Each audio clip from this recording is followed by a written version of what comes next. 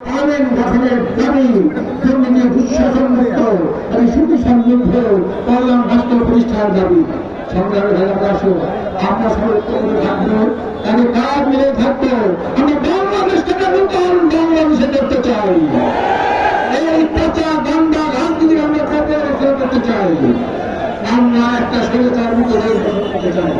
সংগ্রামী ভাই আমার, আপনারা ঐক্যবদ্ধ থাকেন।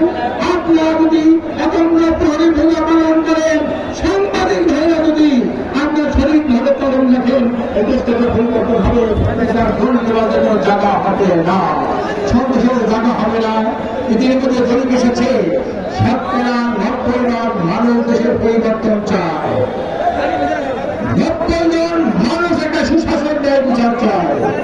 90% মানুষ দেশের দুর্নীতি দুঃশাসন মুক্ত একটি কল্যাণ রাষ্ট্র করতে চায়। আমি আপনাদের অনুরোধ করবো, মানুষের দায়িত্ব অনুরোধ করবো, আপনারা ঐক্যবদ্ধ হয়েছেন। আপনারা যে কষ্ট স্বীকার করে রোগের মধ্যে আপনারা উপস্থিত হয়েছেন, আপনাদেরকে ধন্যবাদ জানাই। আপনাদেরকে ধন্যবাদ জানাই। এই দেশে আপনাদের ফ্যাসিস্ট আর ক্ষমতা আসতে না পারে। আপনাদেরকে অশেষ ধন্যবাদ।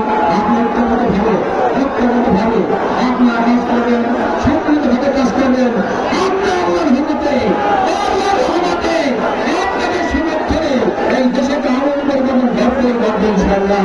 আল্লাহ আমাদেরকে এই দেশ পরিবর্তন করে একটা সুখী সমৃদ্ধ একটা দুর্নীতি শাসন মুক্ত একটা কল্যাণ রাষ্ট্র পরিচালনা করে বিজ্ঞান করেন। এইটা আমার মুখ্য বিষয়।